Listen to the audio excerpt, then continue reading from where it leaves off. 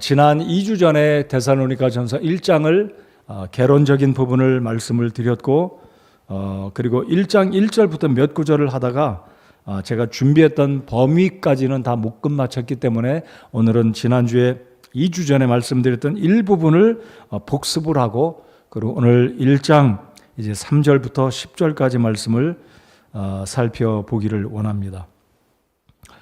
지난주에 제가 말씀을 드렸듯이 이 데살로니가 전서가 만약에 갈라디아서가 49년에 기록되지 않은 책이라면 신약 성경 27권 가운데 가장 먼저 기록된 책이고 바울 서신 가운데 제일 먼저 기록된 책이다라고 말씀을 드렸습니다. 마태복음은 예수님이 승천하신 후 약 34, 5년이 지난 주후 60년경에 기록이 됐습니다. 그러니까 마태복음, 마가복음은 60년, 누가복음은 그로부터 약 5년이 지나서 65년에 기록이 되었고 요한복음은 사도 요한이 죽기 직전에 약 주후 90년경에 기록을 했기 때문에 요한복음과 요한계시록과 사도 요한 1, 2, 3서는 주후 90년경. 그래서 신약성경 27권 가운데 제일 먼저 기록된 책 그리고 바울 서신 13권 가운데 가장 먼저 기록된 책이 바로 데살로니가 전서다라는 말씀을 드렸습니다. 기억해 주시기 바랍니다. 이 데살로니가 전서를 기록한 가장 중요한 세 가지 목적은 예수님은 다시 오신다. 두 번째, 주 안에 잠자던 모든 성도들은 분명히 부활할 것이다. 세 번째는 그리스도인은 성별되게 살아야 한다. 이 세 가지가 데살로니가 전서가 오늘 이 시대를 살아가는 저와 여러분에게 아주 강조하고 있는 핵심이다라는 걸 기억해 주시기 바랍니다. 오늘 음향 상태가 아주 좋아요. 제가 말하기가 너무 편해서 좋습니다. 세 가지 기억하시죠? 예수님의 다시 오심, 그리고 부활, 죽은 자들은 반드시 살아난다. 그리고 우리 그리스도인들은 이 땅을 살아갈 때 정결한 삶을 살아가야 할 것을 바울 사도는 데살로니가 교회 성도들에게 가르쳐 주고 있습니다. 자, 그래서 이 데살로니가 교회의 위치가 어디인지 지도를 통해서 다시 한번 살펴보기를 원합니다. 파워포인트 지도 사진을 보여주시면 바로 이제 바울 사도가 파송받았던 교회는 시리아에 있는 안디옥 교회입니다. 이곳에서 파송을 받고 1차 선교는 구브로로 내려왔다가 바다를 건너 터키 대륙으로 올라가서 이 루기, 부르기아와 밤빌리아와 이렇게 이고니온과 더베와 루스드라 이쪽 지역을 선교를 하였습니다. 그리고 안식년을 보냈던 바울은 그의 동역자 바나바에게 우리가 복음을 전했고 개척한 교회들이 잘 있는지 가서 돌아보자 해서 2차 선교를 떠나는 장면이 사도행전 16장에 기록이 되어 있습니다. 그래서 2차 선교의 루트는 이제 육로를 통해서 이쪽으로 가게 됩니다. 그래서 2차 선교의 화살표를 쭉 보시면 안디옥을 출발해서 아마 바울의 고향이 있던 바로 요 지점, 글자는 없지만 다소라는 바울 사도의 고향을 지나 여기 뾰족 튀어나온 곳이 있죠. 요 바로 위에 빨간 선이 지나가는 곳이 바울의 고향. 요 동그라미 안에 안디옥 바로 위에 그 다소를 지나서 더베와 루스드라와 이고니온 그리고 안디옥을 지나 무시아 지역까지 옵니다. 여러분 사도행전 16장을 보시면 바울 사도가 신라와 더불어 아시아에서 복음을 전하고자 애쓰되 힘쓰되 하나님의 성령께서 허락하지 아니하시는지라 라는 말씀이 있습니다. 왜냐하면 이제 성령 하나님은 바울 사도로 하여금 유럽으로 가서 온 세계에 복음을 전하시는 것이 하나님 아버지의 뜻이었습니다. 자, 그러니까 이 당시 성경에 등장하는 아시아는 이쪽을 아시아라고 하는데 한국은 이쪽으로 쭉 와서 한 이쪽쯤 되겠죠. 극동 지역이니까. 근데 하나님은 바로 이 무시아 지역에서 복음을 전하기 원했지만 바울의 일행을 막고 드로아 지역에 있을 때 환상을 보여줍니다. 비전을 보고 한 사람이 마게도니아에서 일어서서 손짓하며 건너와서 우리에게 복음을 전해달라. 그래서 바울이 하나님의 뜻을 받들고 순종하여 배 타고 드로아를 떠나 트로이 목마가 있는 이 지역 해변가에서 배를 타고 유럽으로 건너갑니다. 네아폴리를 거쳐 드디어 빌립보에 들어가게 되는데 이 빌립보가 유럽에서 세계 최초로 유럽에 세워진 첫 번째 교회가 바로 빌립보 교회였습니다. 그래서 빌립보에서 복음을 전하고 교회를 개척했지만 극성스러운 아주 강력한 이 바울 사도의 복음 증거를 반대했던 유대주의자들, 동족들의 핍박을 받고 공격을 받고 부득이하게 빌립보를 떠나 데살로니가로 내려갑니다. 그러니까 서남 쪽으로 약 150km, 약 도보로 일주일 거리에 떨어진 데살로니가에 가서 3주간 동안, 그래서 사도행전 17장을 보면 바울 사도가 3주간에 걸쳐 복음을 전해서 많은 영혼들을 구령하고 드디어 데살로니가 교회가 바울 사도의 2차 선교 중에 두 번째로 교회가 세워집니다. 제가 오늘 오전에도 우리 신학생들에게 바울 서신을 가르치는데 베레아 지역에 또 교회가 세워졌습니다. 베레아 사람들은 데살로니가 사람들보다 더 신사적이어서 날마다 하나님 말씀을 상고하는 사람이다 그랬습니다. 근데 베레아서라고 성경에 기록이 되어 있지 않죠. 로마서, 빌립보서, 갈라디아서, 데살로니가서가 있지만 베레아서는 없습니다. 하나님의 뜻이라고 생각합니다. 베레아에도 바울 사도에 의해서 교회가 세워졌지만 베레아서는 기록되지 않았습니다.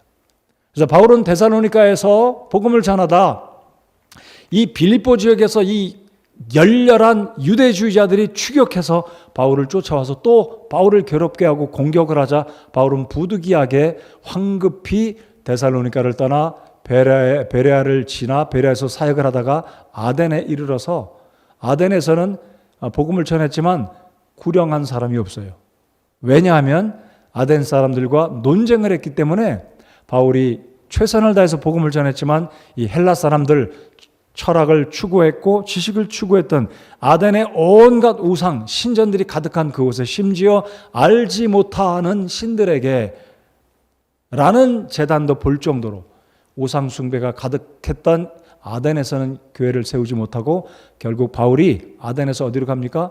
고린도로 와서 고린도에서 사역을 하게 되는데 이게 데살로니가 교회를 세웠던 그 바울 사도의 2차 선교 여행의 과정임을 제가 간단히 말씀을 드렸습니다. 그래서 데살로니가 교회는 어디쯤에 있다?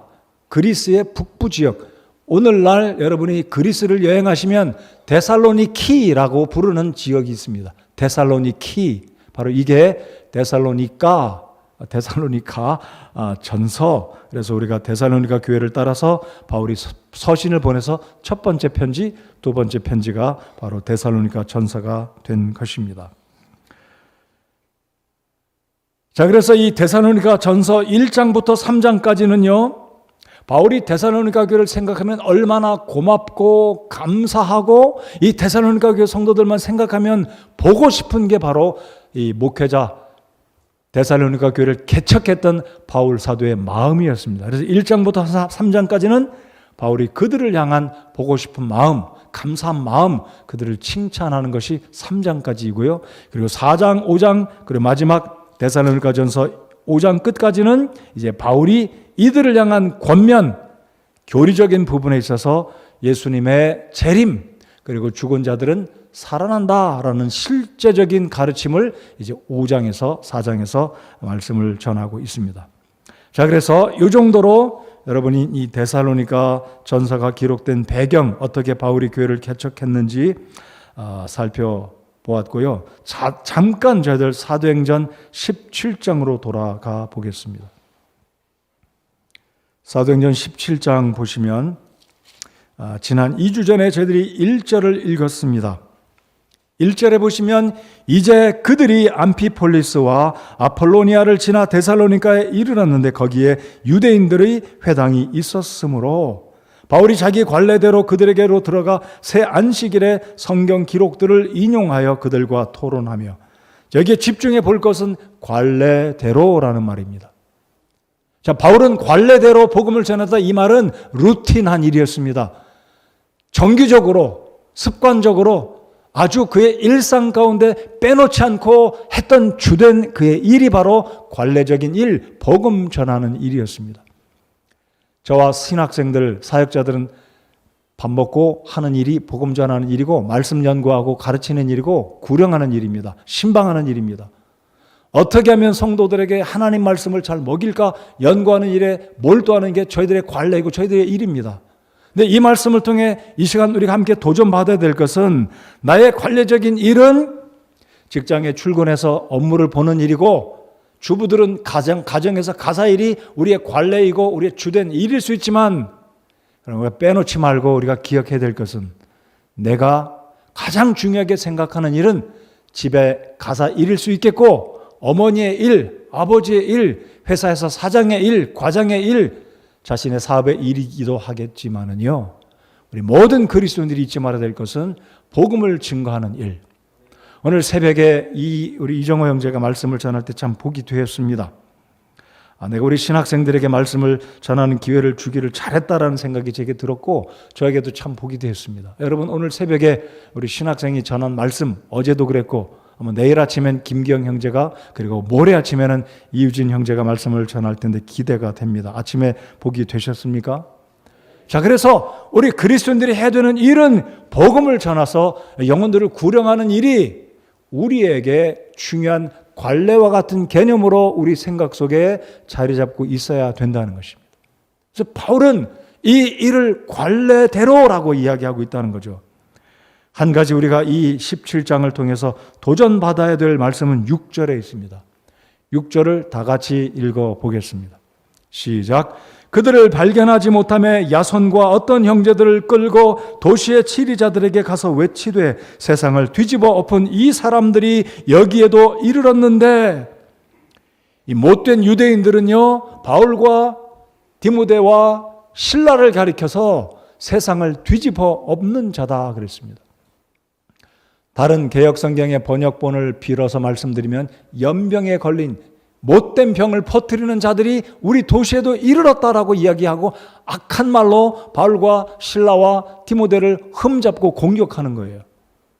제가 달라스 대학원에 다닐 때가 1994년 5년경이었으니까 특별 그때 학생들 전체 대학원생들이 한 몇 명이 되나요? 한 400명 됐나요?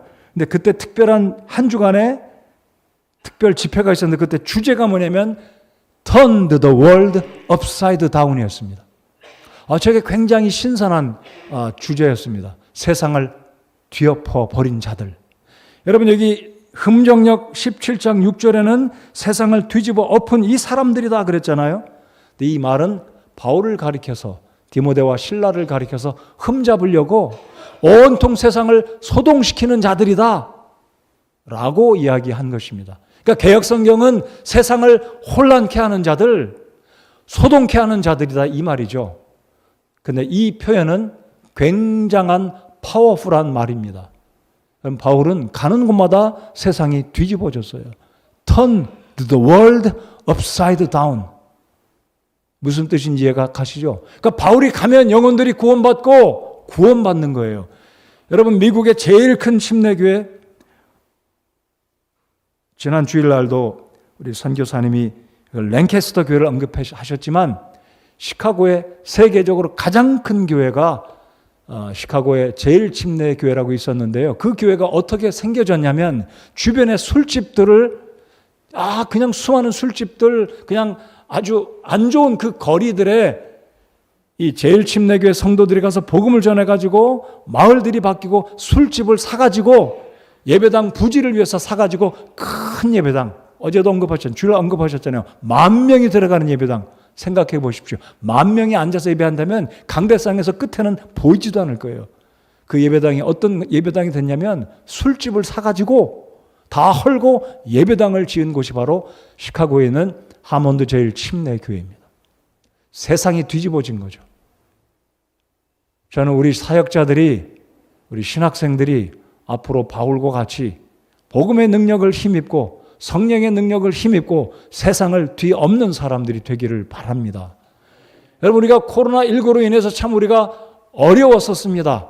이제 조금씩 코로나19가 이제 정리가 되면서 위드 코로나가 되고 이제 내년 봄철이 되면 좀 더 좋아지지 않을까 기대하고 기도하고 있습니다. 그래서 우리 사역도 회복이 되고 주일 오후 예배도 다시 시작하고 구역 집회도 시작하고 좀 뭔가 본격적으로 하나님의 사역을 우리가 이루어야 되겠다. 그래서 우리는 저와 여러분은 모두가 나도 이렇게 세상을 뒤집어 엎는 긍정적인 차원에서 영혼들을 건져내고 살려내는 사람이 되어야 되겠다는 이런 놀라운 도전과 막강한 능력을 소유한 세상을 뒤엎는, 사람을 살려내는, 영혼들을 살려내는 하나님의 형제 자매들, 주의 일꾼들, 우리 성서 침례교회 성도들이 다 되어야 하겠습니다. 아멘 하시죠? 네, 우리가 그런 사람이 되어야 됩니다. 세상을 뒤엎는 사람. 나 때문에 이웃집에 누군가가 변했다. 우리 초등학생들도 나 때문에 내가 전도했더니 우리 학급생 친구들이 예수님 믿고 구원받았다. 내가 가는 곳마다 사람들이 예수를 이야기한다. 세상의 부조리와 부패가 나 때문에 바뀌어지는, 쇄신되는, 개혁되는 이런 일들이 우리에게 있어야 할 것입니다. 그래서 바울은 세상을 뒤집어 엎는 사람이었어요. 사랑으로, 인내로, 복음의 능력으로, 성령의 힘으로 그렇게 데살로니가 교회가 탄생된 것입니다. 자, 이제 데살로니가 전서 1장으로 다시 돌아오시면 바울이 뭐라고 이야기하고 있습니까? 바울은 2절에 우리가 기도할 때 너희에 대해 말하며 바울은 지금 몸으로는 떠나 있잖아요. 황급히 피난 가다시피 탈출했습니다. 여러분, 탈출이 항상 나쁜 것만은 아니에요. 꼭 기억하십시오. 저도 중국에서 2011년인가요? 2011년은 제가 담임 목사로 2008년인가 7년이에요. 공안이 저를 잡으려고 안기부 같은 데서 높은 사람들이 저를 잡으려고 오니까 제가 빨리 그냥 민첩하게 비행기표 끊고 중국을 떠나왔어요. 탈출한 거죠. 아마 거기에 계속 있었다면 아마 추방됐을 거예요. 10중 8구는. 바울도 떠나갔어요. 그래서 바울이 황급히 떠나왔지만 바울의 마음은 이 목회자로, 그들의 영적인 아버지로 데살로니가 교회를 개척한 사람으로 마음속에 늘 성도들이 있었기 때문에 뭐라고 이야기합니까? 우리가 기도할 때 너희에 대해 말하며. 여러분, 우리가 지금 특별 새벽 기도를 하고 아픈 성도들, 우리 목사님들, 목사 한 수씩 위해서 우리가 기도하고 있습니다. 이게 바로 우리 그리스도인들이 다른 지체들을 위해서 기도할 때 하나님께 그분에 대해서 이야기할 수 있는, 그리고 그렇게 기도하는, 중보기도하는 우리가 되어야 한다는 사실을 이 구절에서 우리가 교훈을 받아야 할 것입니다. 우리가 기도할 때 너희에 대해 말하며, 너희의 대해다, 너희의 대해, 이 말은 무엇입니까? 대충 넘어가는 게 아니라 구구절절히 속속들이, 바울은 그 교회 일꾼들, 특별히 야손 같은 사람, 바울 때문에 붙들려가지고 감옥에 gat혔고 보석금도 낼 정도로 아마 경제적인 피해를 야손이 입었는지 모르겠어요. 바울 서신을 보면 야손이란 사람의 언급이 또 나와요. 그러니까 바울은 이 야손을 생각하며 데살로니가 교회 성도들, 귀부인들, 구령했던 사람들 하나하나 얼굴을 떠올리면서 하나님께 그들을 중보기도하며 하나님 그 성도를 하나님 도와주시고 믿음에 굳게 서게 해주시고 데살로니가 교회가 참 하나님이 기뻐하시는 교회가 되게 해달라고 바울이 기도하고 있다는 거죠. 그래서 성도 여러분들, 저를 위해서 기도해 주시고 우리 전도사님과 신학생들을 위해서 기도해 주시기 바랍니다. 기도할 때 하나님께 우리 얘기 좀 해주세요. 기도할 때 다른 성도 얘기 좀 우리 하나님께 해 주시기 바랍니다. 바로 이게 성도의 중보 기도입니다. 그래서 바울은 기도할 때마다, 여러분, 바울이 기도할 사람이 좀 많았겠습니까? 빌립보 교회 이미 세워졌죠. 더베교회, 루스드라 교회, 이고니온에 있는 교회 얼마나 많습니까? 예루살렘 교회, 자기를 파송한 모교회 얼마나 많았겠습니까? 바울은 사실 기도의 사람이었습니다. 바울은 사실 복음 전도에 대단한 사람이었지만 제가 아는 한 바울은 진짜로 기도의 분이었어요. 구약시대 어느 사람 못지않은 기도의 하나님의 사람이었습니다. 저는 기도하지 않는 사람이라고 말하면 혹시라도 제가 기도하는 것을 조금이라도 포장해서 말씀드리는 것 같아서 아예 저는 언급을 못할 그런 사람입니다. 바울은 정말로 기도할 때 너희에 대해 말하며 너희 모두로 인해 항상 하나님께 감사드림은, 3절을 보시겠습니다. 하나님 곧 우리 아버지의 눈앞에서 우리 주 예수 그리스도 안에 있는 너희의 믿음의 행위와 사랑의 수고와 소망의 인내를 끊임없이 기억하기 때문이니. 제가 지난주에 살펴보고 싶었던 3가지 핵심 부분은 데살로니가 교회에 늘 바울에게 칭찬이 되었고 감사했던 마음은 이 3가지였습니다. 믿음의 행위와 사랑의 수고와 소망의 인내. 자, 이 믿음의 행위, 개역성경은 믿음의 역사다 그랬는데 이해하기가 쉽지 않습니다. 믿음의 역사. 이 믿음의 역사가 뭔가? 이게 쉽지 않아요. 근데 믿음의 행위다, 이 말은 믿음에는 반드시 행위가 뒤따라 와야 된다. 아무리 믿음 좋은 사람이라고 말할지라도 행위가 뒤따르지 않으면 그 사람의 믿음은 헛것이다 이거예요. 가짜다 이겁니다. 허황된 것이다 이거죠. 부풀린 것이다 이거죠. 제가 다시 이전에게 강조하고 싶은 것은 우리 집사님들 예배에 꼭 오시기 바랍니다. 퇴근하고 늦어서라도 오십시오. 새벽기도 한다 그러면 오십시오. 오늘 새벽기도에 어제도 그렇고 얼마나 좋은지 모르겠어요. 오랜만에 그래도 그 공간이 꽉 차고 여기 와서 해야 되는 게 아닌가 제가 생각할 정도로. 그리고 아침에 같이 새벽기도 마치고 빵 먹고 고구마 먹고 계란 삶은 거 까먹고 컵라면 먹고 하니까 얼마나 마음이 좋은지 모르겠어요. 오늘 아침에 제가 컵라면을 먹는데 얼마나 맛있는지 모르겠어요. 제가 새우탕면 먹었거든요. 옛날에 예비군 훈련 가서 새우탕면 먹어도 제가 좋아하는 게 사실 새우탕면인데 얼마나 맛있게 먹었는지 몰라요. 더 맛있었던 이유는 우리 귀한 성도님들, 집사님들과 함께 기도하고 고구마 먹고 계란 까먹으니까 더 맛있었던 것 같아요. 내일은 더 많이 오시리라 기대하겠습니다. 이 말씀 들으신 우리 성도님들 내일 오십시오. 우리 집사님들 오셔서 고맙습니다. 더 많은 집사님들 오시기 바랍니다. 전 앞으로 이런 집사님들이 우리 교회 본이 되시는 집사님들이 앞서서 교회를 섬기고 이끌어가는 성도님들이 본이 되는 우리 청년들이 내가 저 집사님처럼 내가 장가가고 어른 되면 내가 이 교회를 저 집사님처럼 열심히 섬겨보겠다. 이런 귀감이 되는 집사님들이 되기를 정말 바랍니다. 믿음은 행위가 있어야 돼요. 아무리 말해도 행위로 보여야 된다는 거죠. 말만 하면 그 믿음은 죽은 믿음입니다. 이것을 가리켜 정확하게 야고보는 영혼이 없는 몸이 죽은 것 같이 행함이 없는 믿음은 죽은 것이다 그랬어요. 뭐니 해도 믿음은 행위가 따라와야 됩니다. 여러분 우리에게 있어서 행위는 뭡니까? 예배입니다. 기도하는 겁니다. 섬기는 겁니다. 하나님을 위해 드리는 겁니다. 교회를 위해 드리고 성도를 섬기는 겁니다. 개중에 우리 교회 성도 여러분 가운데 혹시라도 어떤 분이 그런지 모르지만 교회 재정이 있으니까 11조 안 하고 헌금 적당히 안 하고 이건 주님께 드리는 부분에 행위가 없는 거예요. 그 믿음은 죽은 믿음입니다. 꼭 기억하십시오. 믿음은 반드시 행위로 나타나져야 합니다. 그렇죠? 이 교회는 믿음의 행위가 있었기에 바울은 얼마나 이 교회를 생각하면 자부심이 있고 기쁘고 감사하는 이 감사가 얼마나 넘치는지 이 칭찬을 하는.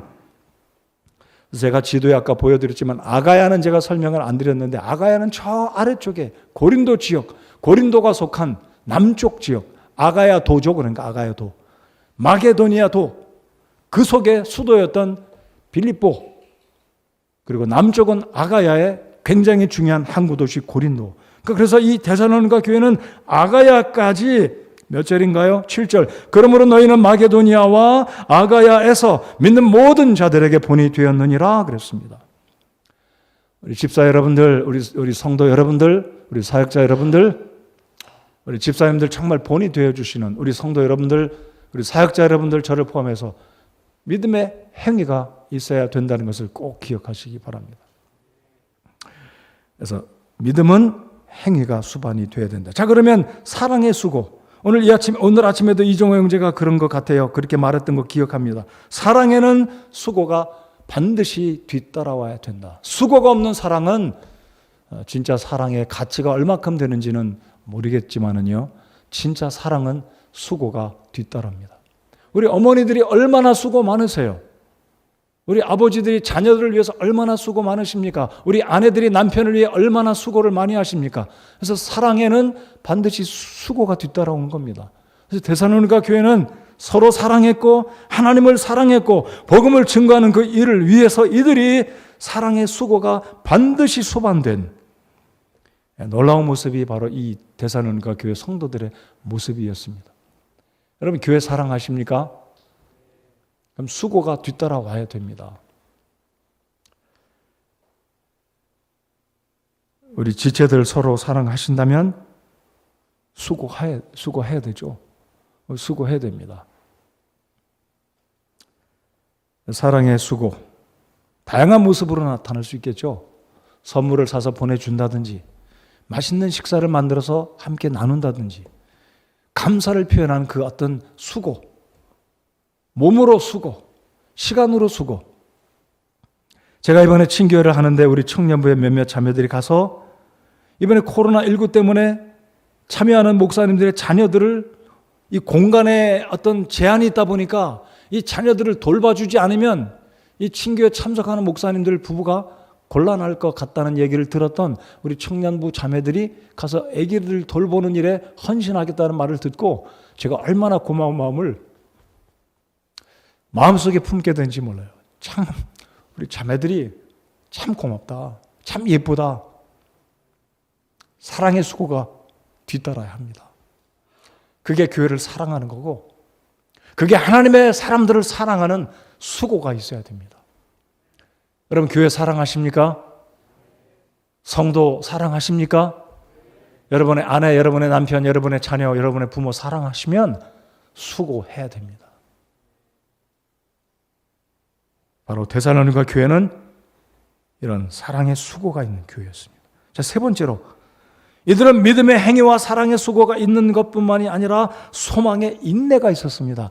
여러분 진짜 소망은요, 그 소망이 이루어질 때까지 믿음은 바라는 것들의 실상이요 보지 못하는 것의 증거다. 이 믿음은 아직 보지는 못했지만 그래서 히브리서 11장에 보면 믿음의 선진들은 아직 이루어지지 않았지만 바라보고 그 다음에 뭐라고 이야기하냐면 기다렸다 그랬습니다. 이루어질 것을 기다리고 인내하였다라고 이야기합니다. 그래서 소망의 특징은요 기다림입니다. 분명히 이루어질 거다. 내가 저 사람 믿는데 저 사람 그렇게 될 거다. 참아주고 기다리는 거예요. 제가 고백을 하면 제가 지난 며칠 전에 카톡에다가 어떤 사람에게 나에게 더 이상 문자 보내지 말고 나 더 이상 힘들게 하지 말라. 시척하면 저한테 뭐라고 보내냐면 굉장히 극단적인 표현을 몇 차례나 계속 보내온 그 어떤 사람이 있어요.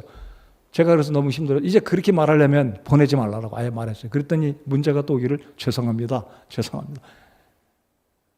근데 제가 한편으로는 제가 목사라면 사랑의 수고, 소망의 인내, 기다려주고 또 참아줘야 되는데 힘들었어요. 문자 보내지 말라 그랬어요. 그러니까 아예 일부러 제가 의도적으로 얘기했어요. 좀 바뀌어지라고. 성도 여러분들, 우리가 정말로 소망하는 것이 있다면 기다리는 겁니다. 진짜 귀한 것은요, 기다렸을 때 얻으면 얼마나 그 기쁨이 큰지 모르겠습니다. 여러분 경험해 보셨죠? 조금 기다리다 얻으면 잘 됐네, 좋으네, 이게 아니라 정말 기다리면 정말 기쁜 그 기쁨, 그 감격, 바로 이것이 이 데살로니가 교회 성도들은 주를 향한 소망, 이들이 얼마나 6절을 다 같이 한번 읽어보실까요? 6절 시작. 또 너희는 많은 고난 속에서 성령님의 기쁨과 더불어 말씀을 받아 우리와 주를 따르는 자가 되었으니. 이 고난 가운데 이들이 주님 믿었습니다. 여러분 이때는 로마 제국이 그리스도인들을 핍박하던 시대였지 않습니까? 이들은 유대 동족들로부터 너희들 헛것 믿고 있다. 너희들 바울이라는 사람이 부활도 없는데 그 꾸며낸 부활, 로마의 병정들이 돈 받고 속여낸 그 부활을 믿고 복음을 전하고 복음을 믿어?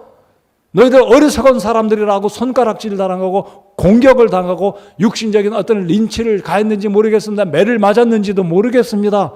직장을 잃고 손해받았는지도 모르겠습니다. 고용주가 너 예수 믿으려면 내 직장 그만둬. 직장을 잃어버린 사람도 있을 것입니다.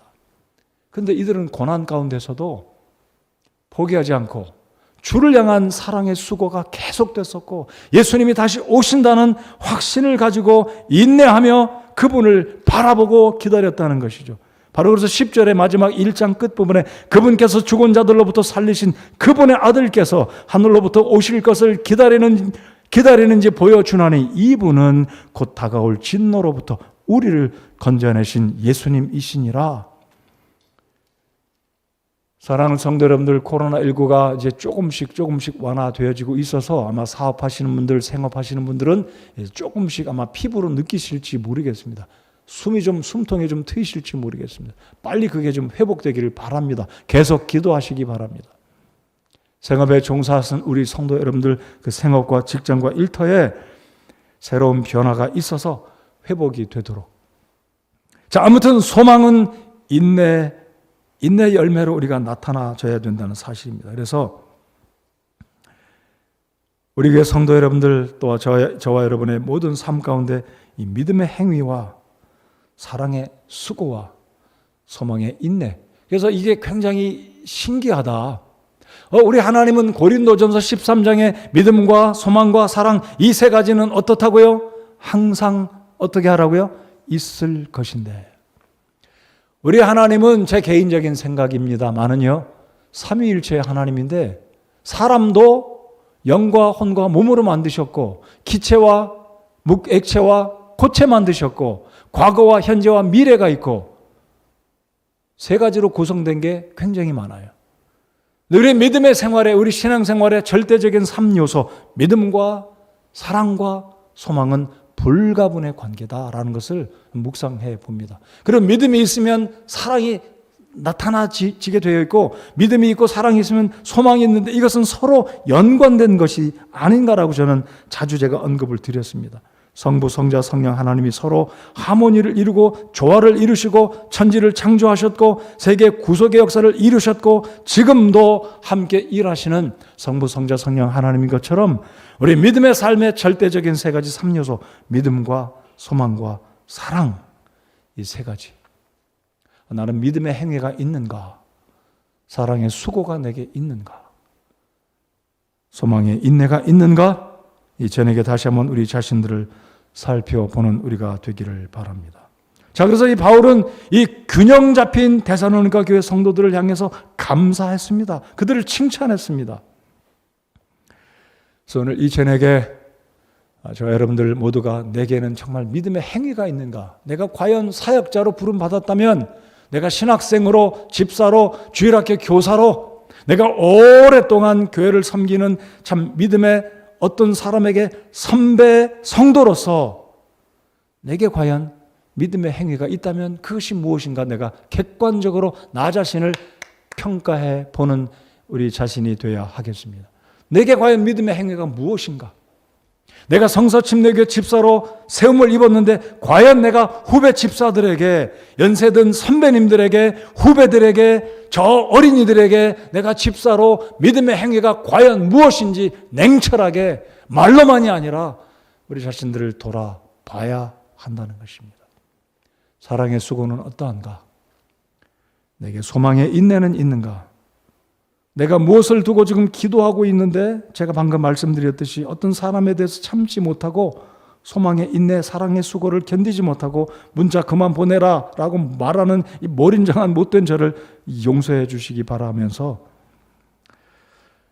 여러분, 사랑에는 반드시 수고가 뒤따른다는 것을 기억하시고, 내가 정말 주님을 향해서 소망이 있다면, 내가 하나님의 나라 이 교회 사역의 소망이 있다면, 우리 성서침례교회 사역의 소망이 있다면 인내하고 참고 계속해서 씨를 뿌리고 계속해서 힘을 모아서 마음을 모아서 계속해서 선한 일에 힘쓰는, 선을 행하다가 낙심하지 말고 인내하고 때를 기다리는 저와 여러분 모두가 되어야 할 것입니다. 아이들을 기를 때도 마찬가지잖아요. 아이들을 위해서. 자, 두 번째로 바울 사도가 이들을 향해서 감사했던 이유는 5절에 있습니다. 5절, 이는 우리의 복음이 말로만 너희에게 이르지 아니하고 권능과 성령님과 큰 확신으로 이르렀기 때문이니라. 우리가 너희를 위해 너희 가운데서 어떤 사람이 되었는지는 너희가 아는 바와 같으니라. 저는 이 부분에 있어서 바울 사도가 본이 되었다라는 것을 바울이 자신 있게 이야기합니다. 우리가 너희들 가운데 있을 때, 너희 가운데 있을 때 어떤 사람이 되었는지는 너희가 아는 바와 같다. 내가 너에게 본이 되지 않았느냐? 나를 본받아라. 지금 바울은 자신 있게 말하는 겁니다. 그래서 성도 여러분들, 우리가 서로 본이 되어야 돼요. 그래서 지난 2주 전에, 오늘 여기에 자막이 떠 있습니다. 모든 믿는 자들에게 본이 된 교회. 오늘 이 저녁에 여러분이 연세가 몇이든 나이가 몇이든 우리 초등생, 중등생, 고등학생, 청년들, 우리 장년부 성도 여러분들 모두가 다 여기 앉아 계십니다. 나는 모든 사람들에게 본이 되고 있는가, 우리 자신들을 돌아보는 이 저녁이 되기 바랍니다. 우리가 너희를 위해 너희 가운데서 어떤 사람이 되었는지는 너희가 아는 바와 같다. 우리 스스로 한번 생각해 보시기 바랍니다. 내가 그래도 집사인데 내가 과연 냉철하게 나 자신을 보니까 다른 집사들에게 본이 되고 있는지 여러분 우리 스스로가 알지 않겠습니까? 자신이 알 거예요. 모른다면 둘 중에 하나입니다. 너무나 순박하신 거나 아니면 영적으로 둔감해서 아니면 교만해서 자기 행위를 여전히 잘한 것처럼 착각을 하거나. 바울 사도는 우리가 너희를 위해 너희 가운데서 어떤 사람이 되었는지 너희가 아는 바와 같으니라. 자, 그래서 6절에 또 너희는 많은 고난 속에서 성령님의 기쁨과 더불어 말씀을 받아 우리와 주를 따르는 자가 되었으니, 그래서 제가 지난번에도 강조했듯이 교만에 대한 주제로 말씀을 강조했듯이 교만한 사람은 하나님 말씀 듣기를 거절하고 순종하지 않는다. 사울의 예를 들어서 말씀을 드렸습니다. 이 교회는 말씀을 받을 때 하나님의 말씀으로 받았습니다. 그래서 이 2장에 가면 너희가 말씀을 받을 때 사람의 말로 하지 아니하고 하나님의 말씀을 받았다라고 이야기하고 있지 않습니까? 너희가 하나님 말씀을 받을 때 사람의 말로 받지 않고 하나님의 말씀으로 받았다. 그래서 하나님 말씀을 받으면 이들이 그 말씀을 받고 믿음의 행위로 나타나고 사랑의 수고로 나타나고 소망의 인내로 나타나는 이 모습이 있었기 때문에 바울은 이들을 감사했습니다. 자, 그래서 이들에 대해서 바울이 뭐라고 이야기하고 있냐면요, 1장 8절 끝부분을 열어서 다 같이 한번 읽어보겠습니다. 1장 8절 그러므로부터 같이 읽어보겠습니다. 그러므로부터 시작. 그러므로 우리는 아무것도 말할 필요가 없노라. 이해되셨습니까? 잔소리가 필요 없는 성도들이다 이거죠.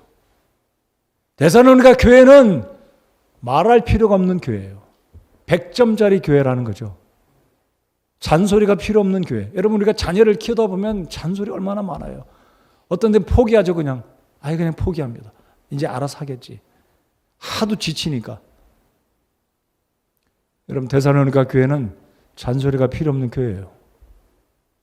저와 여러분이 하나님 아버지 앞에서 이런 사람이 되기를 참 소원합니다. 바울 사도가 언급할 필요가 없는, 말 그대로 don't need to mention anything. Don't need to mention anything. 여러분, 우리가 그런 사람이 되면 얼마나 좋겠어요. 군대에서 고문관 하는 사람 아예 포기하잖아요. 학교에서 왕따 당하는 이유가 나름대로 있을 겁니다. 그런데 어떤 사람은, 마음에 드는 사람은 누구나 다 이구동성으로 저 사람은 어디에 갖다 놔도 무슨 일을 시켜도 무슨 일을 해도 모두 다 같이 마음을 모아서 함께 단합해서 일하는 사람이다.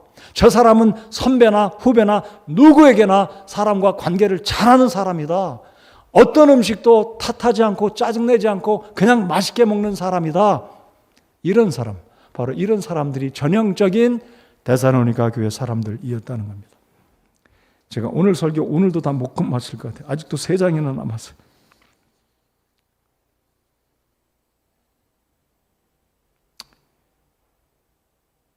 그러므로 우리는 아무것도 말할 필요가 없노라. 이 흠정역 영어에서는, 제가 방금 영어를 인용했지만은요, 흠정역 영어에서 뭐라 그러냐면 거의 비슷합니다. We need not to speak anything. We need not to speak anything 그랬습니다. 여러분, 이런 사람이 되면 얼마나 좋겠어요? 내 친구가 말할 때 쟤는 진짜로 내 마음에 쏙 드는 사람이라 정말 내 마음에 든다. 불평이 없는 거죠. 여러분, 우리 성서침례교회가 하나님이 보실 때, 행당동에 있는 성서침례교회는 정말로 하나님이 생각하시는 마음에 쏙 드는 교회다. 이런 교회가 되기를 바라고, 이런 사역자들이 되기 바라고, 이런 집사님들과 우리 성도님들이 되기를 정말 바랍니다. 우리 고린도전서 4장 19절 21절을 한번 보시겠습니다. 근데 바울은요, 고린도 교회 뭐라고 그랬는지 뉘앙스가 달라요. 골치 아픈 교회, 속 썩이는 교회, 생각만 하면 아주 피곤한 교회, 화가 나는 교회. 이게 바울에게 있어서는 바로 고린도 교회였습니다. 사장을 다 피셨으면 19절 21절을 보십시오. 그러나 주께서 원하시면 내가 곧 너에게 가서 우쭐대는 자들이 말이 아니라 권능을 알아보리니 하나님의 왕국은 말에 있지 아니하고 권능에 있느니라. 내가 무엇을 원하느냐? 내가 매를 가지고 너에게 가랴? 아니면 사랑과 온유의 영으로 가랴? 바울이 얼마나 화가 났으면 이런 말을 하겠습니까? 너희들 우쭐대는데 네 꼴을 알아라. 너희들 자랑하지 말고 교만. 내가 매들고 가랴? 아니면 사랑의 마음을 품고 가랴? 지금 바울의 심정은요, 너무나 화가 난 겁니다. 여러 가지 보고를 들으니까, 에베소에 있을 때 보고를 들으니까 글로의 집에 있는 어떤 글로의 집에 있는 귀중한 이 교회 성도가 인편으로 소식을 전해오니까, 들으니까 굉장히 오늘부터 제가 우리 신학생들 1학년, 2학년 고린도전서 1장을 시작해서 이제 이 말씀을 언급했는데 바울이 속이 상한 거예요. 온갖 복잡한 이야기, 간음 이야기, 우상숭배 이야기, 은사 가지고 경쟁하는 이야기, 당파를 짓는 이야기, 소송하는 이야기, 온갖 복잡한 이야기로 이 바울은 정말로 마음이 상한 거예요. 그래서 지금 바울이 뭐라고 이야기하냐면 너희들 진짜 실력 있는 그리스도인이냐 이거죠. 이 말은 영적으로 살아있는 그리스도인들이냐, 말만 나서가지고 지식만 자랑하고 이론만 있느냐, 지금 바울이 그런 심정으로 책망하는 거예요. 내가 매를 가지고 너에게 가랴? 아니면 사랑과 온유의 영으로 가랴? 여러분, 바울은 이 고린도 교회를 사랑했지만 정말로 마음이 상해서 골머리를 썼고 신경 쓰고 스트레스 받았던 교회예요. 온갖 사실도 아닌 말로 꾸며대고 바울을 아주 공격했던, 바울의 흠을 잡았던, 바울은 남의 은이나 금이나 의복을 탐했던 사람이고 실력도 없고 12사도 가운데 이름도 끼지 못하는데 자기 스스로 사도라고 말하고 돌아다니면서 설교하는 사람이고 돌아다니며 개척하는 저 12사도도 아닌 사람이 자칭 사도라고 말하는 엉뚱한 말로 바울을 공격하는 이 교회가 바로 고린도 교회였습니다. 그러니까 바울이 얼마나 마음이 상했겠어요. 근데 데살로니가 교회는 아니었어요. 내가 여러분들 생각하면 할 말이 없어요. 말할 거리가 없어서가 아니라 책망할 것이 없는, 마음에 쏙 드는. 그래서 오늘 이 저녁에 이 말씀이 우리들 다시 한번 생각해 보시는 교훈의 말씀이 되기 바랍니다. 내가 하나님 보실 때 정말 하나님이 보시는 기뻐하시는 목사인지, 오늘 저녁에 목사가 저 혼자니까 곽전사 목사 안수 받으면 목사인지 그러면 두 사람이니까 이제 적용할 수 있겠죠.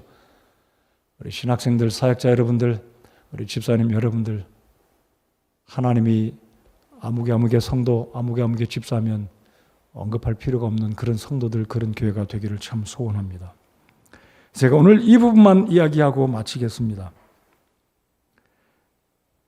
마태복음 18장 15절로 17절까지 시간이 없으니까 제가 빨리 읽겠습니다. 마태복음 18장에 보면 책망과 훈계와 권고에 대한 말씀, 또한 만일 내 형제가 내게 범법하거든 가서 너와 그만 따로 있을 때 그의 허물을 그에게 일러주라. 만일 그가 내 말을 들으면 내가 내 형제를 얻었느니라. 그러나 만일 그가 내 말을 들으려 하지 아니하거든 너와 함께 한두 사람을 데리고 가서 두세 증인의 입으로 모든 말을 확증하라. 만일 그가 그들의 말 듣기를 무시하거든 교회에 그것을 말하되 그가 교회의 말 듣기를 무시하거든 너는 그를 이교도나 세리같이 여기라. 마태복음 18장은 교회의 징계, 권고에 대한 말씀인데 제가 왜 이 부분을 언급을 하고 있냐면요, 바울은 데살로니가 교회에 대해서 권고, 책망 필요가 없는 교회다라고 말씀을 한 것이죠. 이와 함께 적용하는 측면에서 제가 이 말씀을 읽었고 제가 나누기 원하는 부분은 이 부분입니다. 우리 교회 어떤 성도들을 은밀하게 폄하하고 공격하고 왜곡시키고 더 나아가서 교회 전체를 허물려고 상하게 하는, 이상한 말하는 이런 성도들 제가 보면 앞으로 제가 책망하고 권고하겠습니다. 제 책망을 안 받으면 말씀의 원리대로 두세 사람과 함께, 집사님이 됐든 연장자가 됐든 두세 사람과 함께 그 대상자를 권고하겠습니다. 그래도 행위가 안 바뀌고 언행이 안 바뀌면 교회 전체에 광고하고 공개적으로 하고 교회 이름으로 책망하겠습니다. 성경의 원리대로. 그래서 제가 교회를 보호하겠습니다. 교회 주인이 성도라는 이상한 말을 해서 교회를 혼잡하게 만들고, 제가 한 번은 설교를 하고 마쳤더니 목사님 설교 잘못했습니다. 하나님 공룡과 사람이 존재한 거 잘못됐습니다. 창조론을 부인하는 사람이 있어요. 이런 분들은 앞으로 그냥 간과하고 그냥 가볍게 지나가지 않겠습니다. 철저하게 제가 성경의 원리대로 교회를 바로잡고 바로 세우고 성도들을 세우기 위해서 제가 그동안 지켜보았습니다. 적잖은 청년들이 상처를 받았어요. 어떤 날 때문에. 제가 그래서 이 데살로니가 교회에는 바울이 볼 때 언급할 필요가 없다는 이 측면에서 우리 교회가 그런 교회가 되고 저 자신과 우리 성도 여러분들이 하나님 아버지 앞에서 책망을 듣는 그런 교회가 아니라 언급할 필요가 없는 하나님을 기쁘시게 하는 교회와 성도가 되기를 소원합니다. 제가 그렇게 바로잡아 갈 것입니다. 이상한 말하고 성도들을 실족시키고 이상한 분위기로 몰아가려고 하면 제가 개인적으로 이제 권고할 거고 그 말도 안 듣고 변화가 없으면 여전히 지속하면 성경의 원리대로 찾아가서 권고할 거고 그래도 변화가 없으면 교회 전체에 공개적으로 책망을 하고 그래도 안 들으면 오늘 말씀처럼 이교도나 세리같이 여겨버릴 것입니다. 이 일에 있어서 여러분들이 성경의 원리에 따라서 목사님 너무하신다.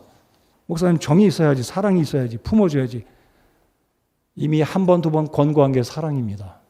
교회 전체를 품고 교회 전체를 품는 게 아니라 교회를 보호하는 차원에서 제가 앞으로 그렇게 하겠습니다.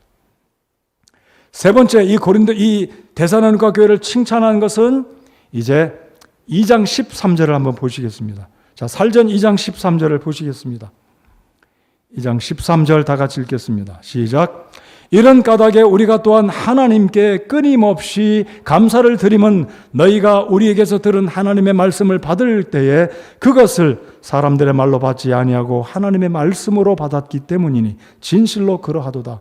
그 말씀이 또한 믿는 너희 안에서 효력 있게 일하느니라.